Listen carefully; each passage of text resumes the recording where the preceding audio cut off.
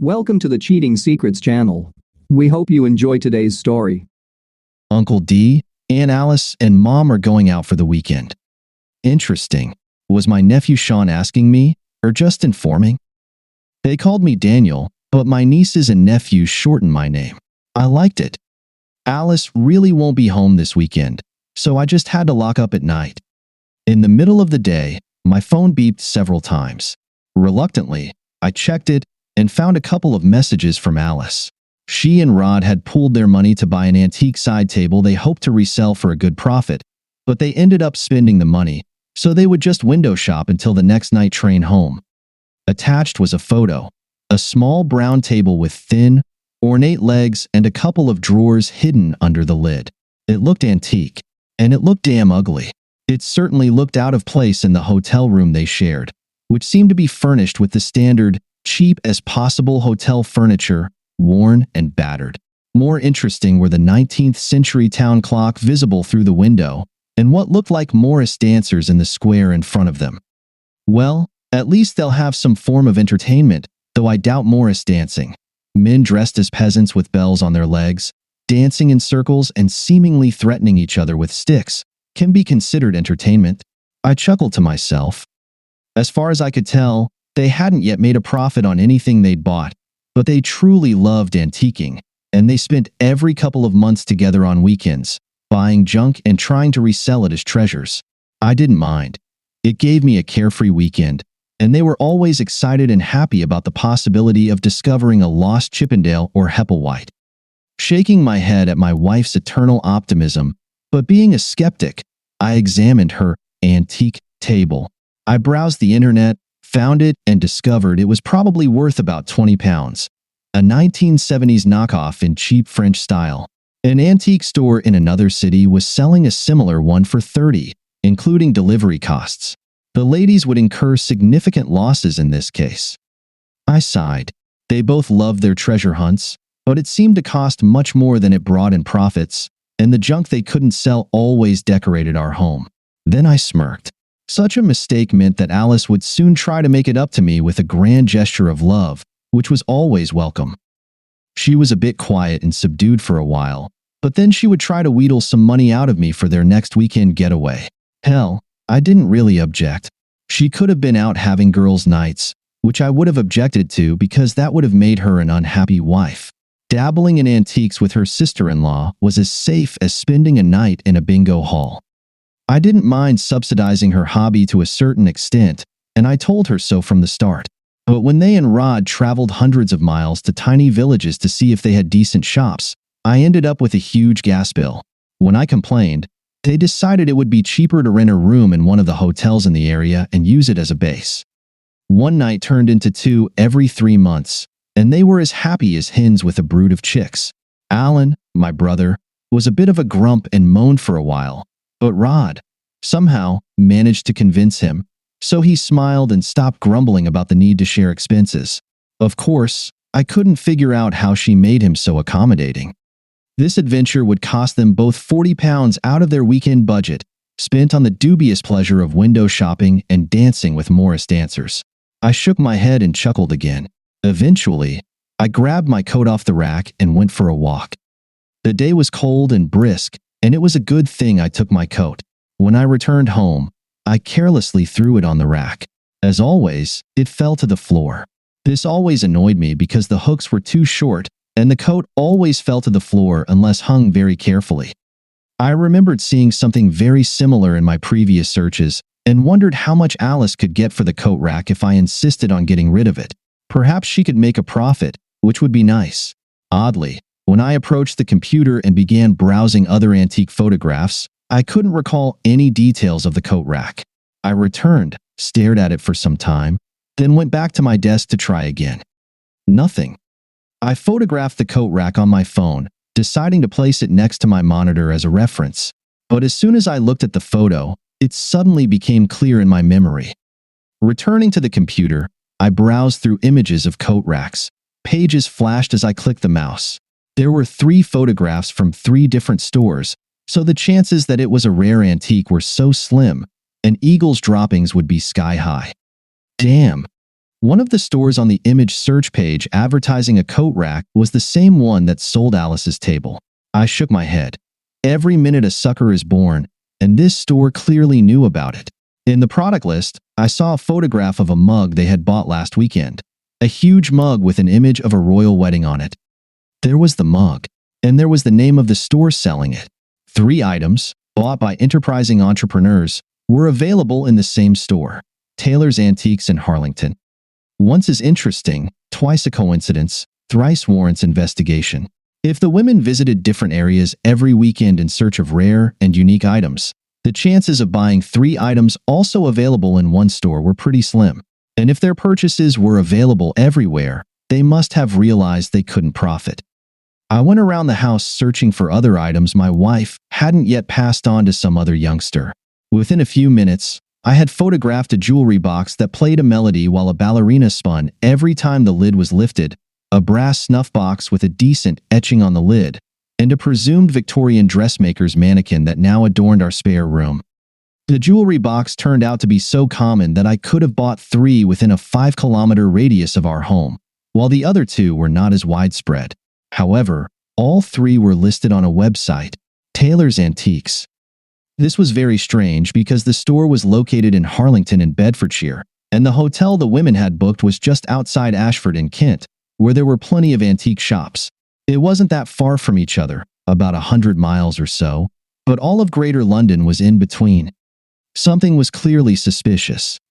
The next stop was the search engine. Harlington was by no means large, not much more than a hamlet with grandiose dreams of becoming a village.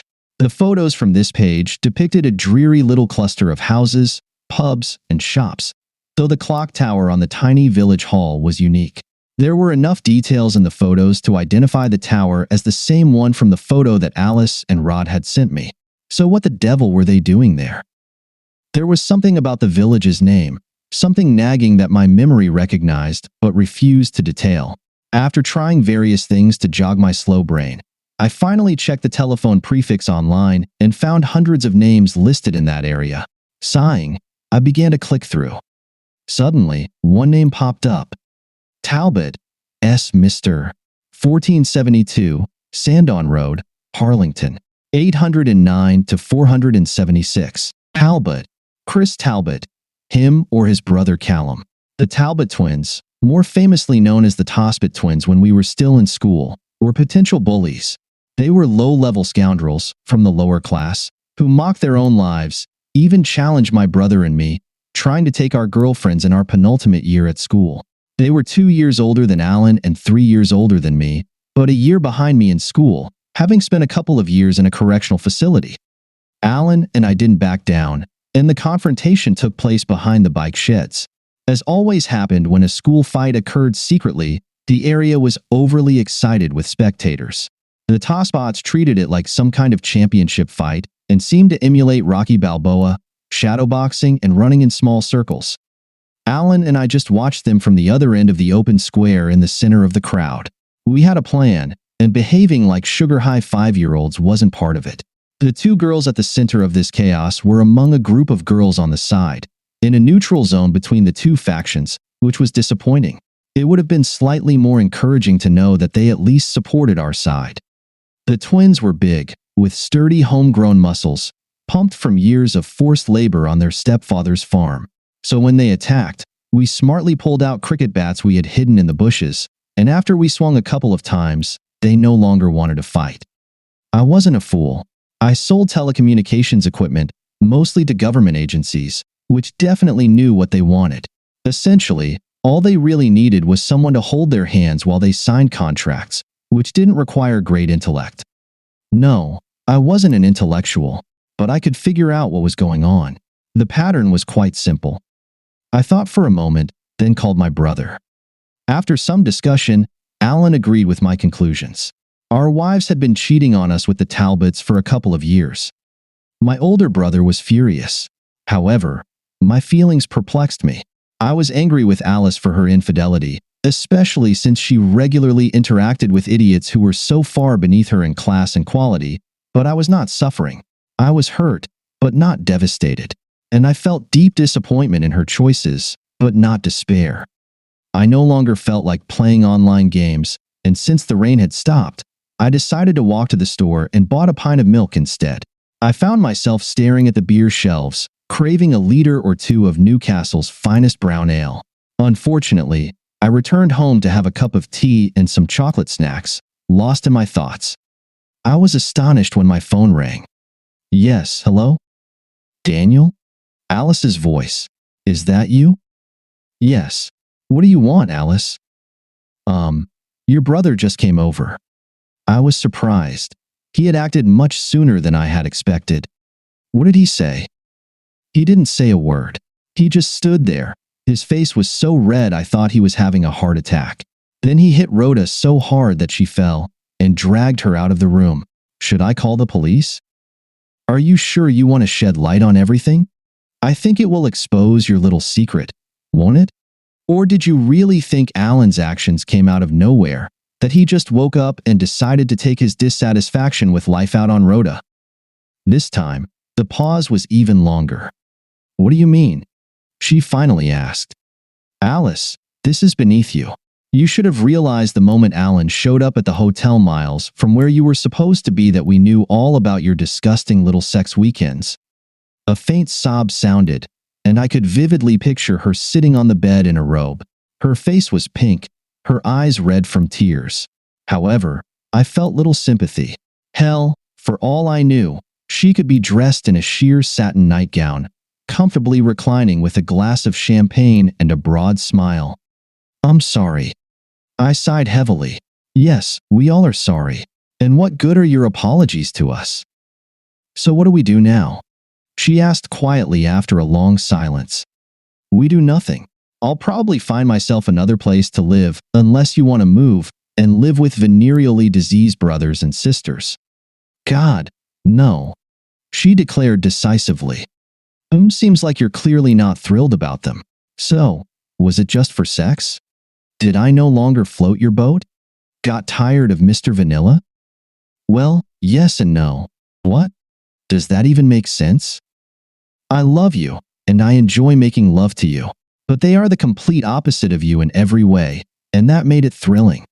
Ugh, I said, despite appreciating her honesty, but I hadn't considered that she had slept with both of them. That had never crossed my mind. Both of them? Really? God, I'm even more disappointed in you. How could I not see in you this need to indulge your basest desires? What's next? Are you going to go out and steal or hurt animals and people? Oh, come on, Daniel. I admit I cheated on you, but it was just sex. I don't deserve this. I'm not that bad. I think you're quite bad. You gleefully went and cheated, which is a primitive desire. It's the caveman part of your brain screaming, I want this, so I will have it, no matter what. Deception, theft, or bullying. These are all driven by the primitive brain. That's why we don't do them. We've built civilization to try and curb this. It also means that someone who does these things is underdeveloped. They lack enough empathy to be civilized. Because the commonality in all these actions is that when you allow yourself to do them, someone always suffers. The cost to the person doing it is often negligible because someone else always pays the price, experiencing the pain. And by your actions, you've shown who you are and what you represent. I am deeply disappointed in myself for not realizing this. Oh, come on. That's just ridiculous. I admitted I cheated on you, but I wasn't trying to kill you, or steal from you, or anything else. No, you just did what would hurt me the most. Worse, you intentionally planned it, executed it, and even made me pay for it. All the while knowing it would cause me significant pain. I'm sorry, but I still see no difference. And if you think there's a lesser degree of pain in this situation that gives you any reprieve, then you're even further down the path toward that primitive brain than I thought. Daniel, I never thought you would find out. I didn't mean to hurt you. I love you. You keep saying that, and maybe it's true, but you still did it cheerfully and with malice. You never once tried to shield me from that cave woman inside you. Actually, I'm probably demeaning Stone Age people by saying that. Primate brain sounds more appropriate. Not to me, she said sadly. At this point, I'm married to an undeveloped creature in human form. Stop that. It's not fair. You're just trying to hurt me. It's the fight or flight reflex, Alice, I said casually. It's another part of the basic brain, except this part tries to defend and survive when it's attacked. I'm not attacking you. I never meant. How do you think I should react, learning that every 3 months you're having threesomes with your daughter-in-law and amusingly making me pay with pain and money for the privilege of being cuckolded? Or when I realize that you point me in one direction while sneaking off in another to cover your lowest urges? Or when I figured out that you're buying junk from the same store around the corner and pretending you found it in various places on your antiquing trips? Did you really imagine I would keep ignoring all this? Or did you assume I wouldn't care and might even be glad you finally satisfied that primal beast inside you? No. No matter how you look at it, you attacked me. I didn't do it. I didn't think about any of that. I thought you'd never find out, so I never considered any of those questions. It never occurred to me that you were paying for my deceit. It was just part of our budget. How did you find out about this? And why are you talking like this? I've never heard you talk like this. Where is this coming from? Common sense, Alice. Your instincts brought you back to the primal basics, while mine helped me evolve to something better. Now, knowing this, is there any reason you can think of why we should stay together with me as a primate? I can't imagine keeping you as a pet. What if you regress further? Now she was crying heavily. You're being so terrible, she sobbed. I wish you would just slap me like Alan did to Rhoda. I probably deserve that. But this is just cruel. It's all logic. Any cruelty you feel is just a reaction to my perspective. I'm sorry Alan hit Rhoda. That's not my way. But it was your way. You fought for me back in school. You fought and you won me over. It was thrilling. So, her words took my breath away for a moment. I should have kept fighting to keep you from cheating? That's it? Well, no, but it meant so much. It meant you loved me more than anything or anyone else.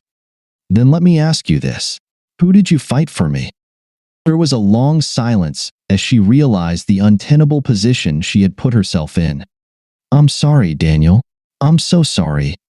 She hung up the phone. I didn't call back. Maybe I didn't love her as much as I thought. Perhaps being together as long as we had meant rubbing the gold sheen to a patina, though I expect that happens with most couples. Either way, she was no longer special to me, just ordinary. Just a woman you would walk past on the street without giving a second glance or a moment's thought. So, in the end, despite Alice's screams and teeth grinding, and, admittedly, a few of my own fears and thoughts of forgiveness, we headed to divorce court. I thought about getting back at those fools, but then I realized it was impossible. They had been farming all their lives, so physically they were probably stronger now than in their teenage years, and I no longer had a cricket bat.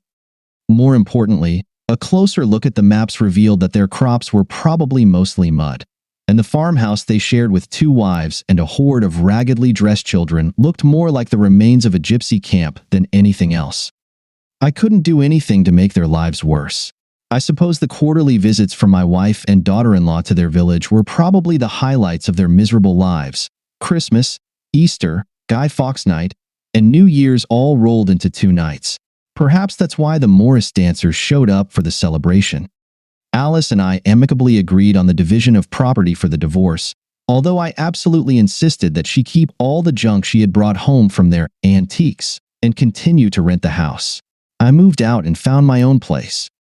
Alan and Rhoda had a tough few years, but eventually they settled down after my brother first initiated, and then regretted his own 4-month affair, which somewhat leveled the playing field between them. I lost a few friends in the months before and after the divorce, but not for the reason I thought. It had nothing to do with my broken marriage. I don't care about your divorce, explained my friend when I asked him about it. She cheated on you, and you divorced. It's not the first time this has happened in our circle, and I've learned not to take sides. No, the problem is that you've become a bit of a jerk, a pretentious and arrogant jerk. Every time we get together, I feel like you're looking down on all of us, even though you try to hide it. We went to school together and both got the same education. So what's with the condescending attitude and talking down to us like you know something we don't? Homeschooling was the only answer I could give at the time. But reflecting on what he said made me realize he was right. There was nothing wrong with him as a friend, but I treated him and the other people we hung out with as less intelligent and almost uneducated. I really had become a complete and utter jerk. And yet, I couldn't revert to being the person I was before all this mess started.